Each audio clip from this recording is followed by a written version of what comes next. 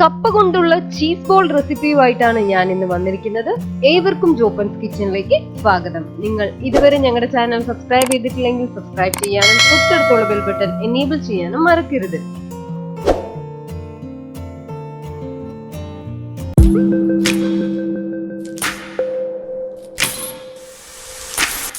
കപ്പ cheese ball ഉണ്ടാക്കാനായിട്ട് ഞാൻ ഇവിടെ 1/2 കിലോ കപ്പ പൊളിച്ച് ചെറിയ കഷ്ണങ്ങളാക്കി കൊത്തി നുറുക്കി കഴുകി വൃത്തിയാക്കി എടുത്തു വെച്ചിട്ടുണ്ട്. ആദ്യം തന്നെ നമുക്കിതൊന്ന് നല്ലതുപോലെ ഒന്ന് വേവിച്ചെടുക്കാം. അതിനായി ഒരു പാത്രത്തിലേക്ക് കുറച്ച് വെള്ളം തിളപ്പിച്ചതിന് ശേഷം നമ്മൾ അരിഞ്ഞു വെച്ചിരിക്കുന്ന കപ്പ കഷ്ണങ്ങൾ ഇതിലേക്ക് ഇട്ട് കൊടുക്കാം.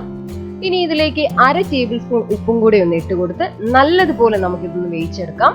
നമ്മുടെ കപ്പ കഷ്ണങ്ങൾ ഇവിടെ നല്ലതുപോലെ വെന്ത് കിട്ടിയിട്ടുണ്ട്. ഇനി നമുക്കിതിന്റെ വെള്ളം ഊറ്റിയതിനു ശേഷം നമുക്കിതൊന്ന് തണുത്ത് കിട്ടാനായിട്ട് മാറ്റി വെക്കാം. തണുത്ത കപ്പയെ ഒരു പാത്രത്തിലേക്ക് മാറ്റിയതിനു ശേഷം നമുക്ക് ഈ കപ്പ നല്ലതുപോലെ ഒന്ന് ഉടച്ചെടുക്കാം.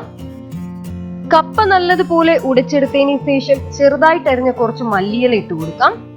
2 പച്ചമുളക് ചെറുതായിട്ട് അരിഞ്ഞതും, ഒരു ചെറിയ സവാള ചെറുതായിട്ട് അരിഞ്ഞതും, 1 ടീസ്പൂൺ ചില്ലി ഫ്ലേക്സും, 1/2 ടീസ്പൂൺ കുരുമുളക് പൊടിയും, 1/2 ടീസ്പൂൺ ഉപ്പും, 1 ടേബിൾ സ്പൂൺ ഓയിലും, 2 ബ്രെഡിന്റെ ക്രംസും കൂടെ ഇട്ട് കൊടുത്ത് നമുക്കിത് നല്ലതുപോലെ ഒന്ന് മിക്സ് ചെയ്തെടുക്കാം.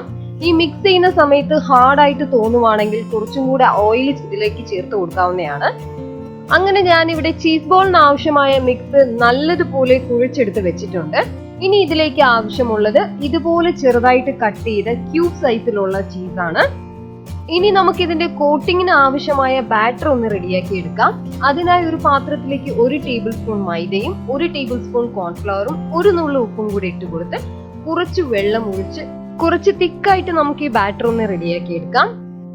ഇതാണ് ഇതിന്റെ കറക്റ്റ് കൺസിസ്റ്റൻസി. ഈ കൺസിസ്റ്റൻസിയിൽ തന്നെ വേണം നമുക്ക് ഇതിന്റെ ബാറ്റർ ഒന്ന് റെഡിയാക്കി എടുക്കാനായിട്ട്. ഇതിന്റെ കൂടെ തന്നെ ബ്രെഡിന്റെ ക്രംസും കൂടി ഒന്ന് പൊടിച്ചെടുത്ത് വെക്കാം.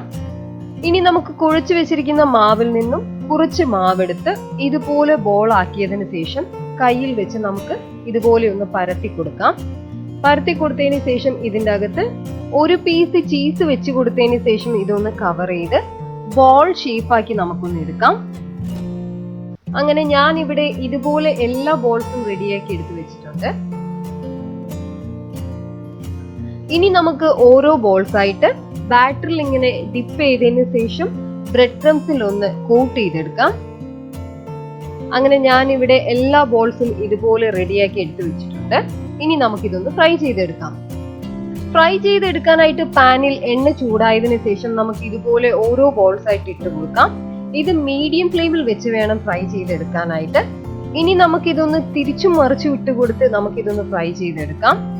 ഹൈ ഫ്ലെയിമിൽ ഫ്രൈ ചെയ്യുവാണെങ്കിൽ ബോൾസ് പൊട്ടി ചീസ് അകത്തുനിന്ന് പുറത്തു വരാൻ ചാൻസ് ഉണ്ട്. അതുകൊണ്ട് മീഡിയം ഫ്ലെയിമിൽ വെച്ച് തന്നെ ഇത് ഫ്രൈ ചെയ്യാൻ ശ്രമിക്കുക. അങ്ങനെ നമ്മുടെ ചീസ് ബോൾസ് ഒക്കെ ഇവിടെ ആവശ്യത്തിന് ഫ്രൈ ആയി കിട്ടിയിട്ടുണ്ട്.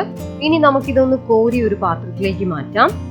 കുട്ടികൾക്കൊക്കെ ഒരുപാട് ഇഷ്ടപ്പെടുന്ന ഈ കപ്പ ചീസ് ബോൾ നിങ്ങൾ തീർച്ചയായിട്ടും വീട്ടിൽ ട്രൈ ചെയ്യുക.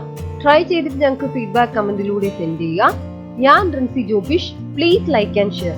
Thank you.